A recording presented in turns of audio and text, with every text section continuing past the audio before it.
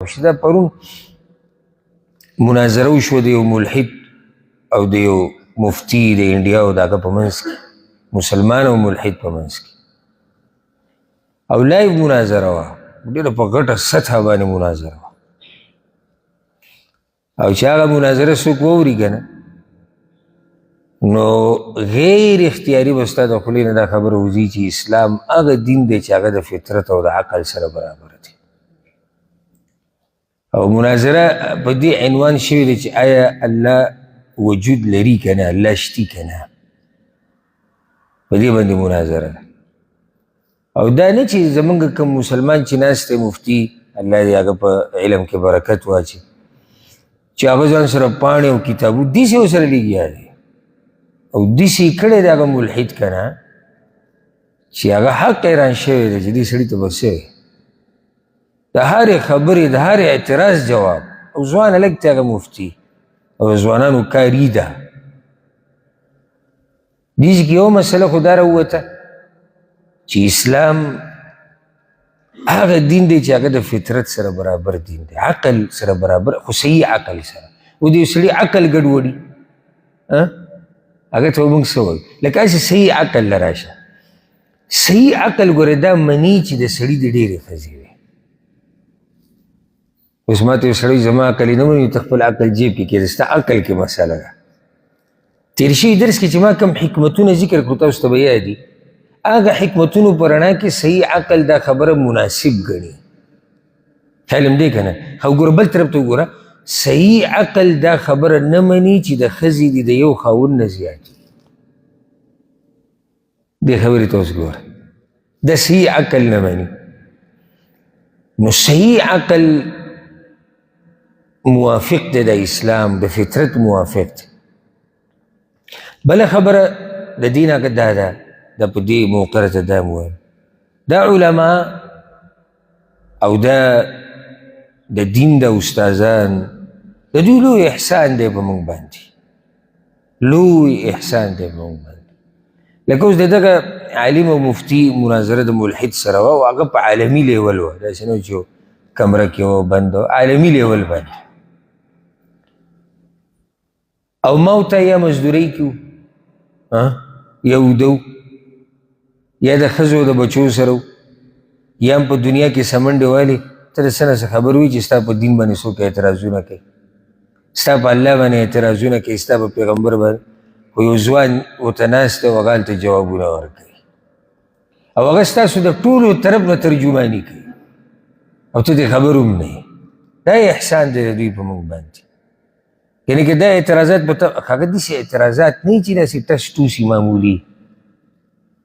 دا په ملحدینو کې چې مناظرې له راغلی، خو دی به هم د هغوی څوکي که نه، په داسې غټ لیول سړی چې کم د هغوی اعتراضات وي، ته به ورته حیران شي. کله چې اول پرې هغه اعتراض وکړي، ته به د اعتراض چې واورې که پوه پې شویله، په ډېرو اعتراضونو به پوه هم نه شي، دومره ژور اعتراضات.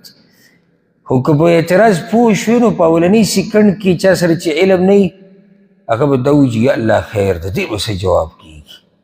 داسې اعتراض وکړي په انسان باندې.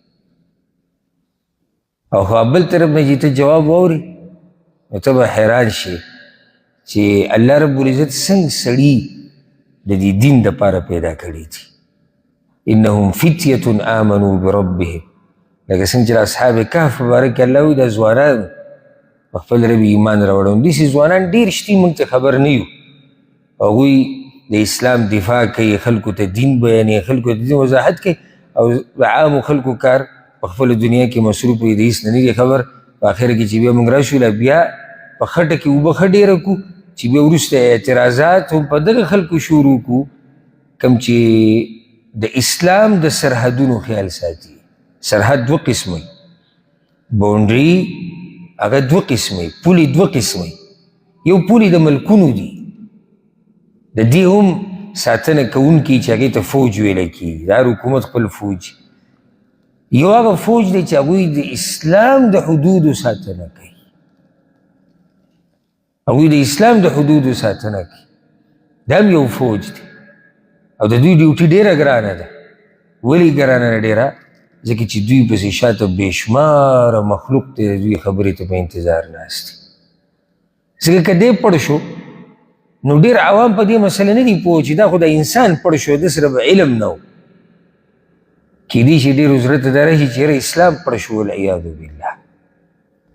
نو د دې علماو په موږ باندې لوی احسان دی، لوی احسان دی په موږ باندې چې دوی زموږ د دین ساتنه کوي د الله په توفیق سره او موږ خبر هم نه یو. هغه مفتي مناظره وګوري دا خیر دی د انټرنیټ څه فایدهمند کار دپاره هم استعمال کوي که د ټیک ټاکونه فارغه شوي او د فیسبوک د پالتو سیزونو نه یا د لیونو نه یا د کرکټیانو نه یا د نورو څه قصو میسو نه فارغه شوي که نه، نو سرچ وکړئ دغه مناظرې په باره کې او دغه مناظره پوره واورئ. ډېره ناشنا مناظره چې ته واورې د اسلام حقانیت او ته بیا وګورې چې علم څه ته وایي او چې ته بیا وګورې چې علما څه ته وایي او په خپل رب به دې یقین ښه ډېر شي، ایمان به دې ښه ډېر شي او د خپل رب سره به دې محبت ډېر شي. اعتراض یو دا کېږي چې د وینځې نه شهوت پوره کول دا وینځه خو غلامه ده. اسلام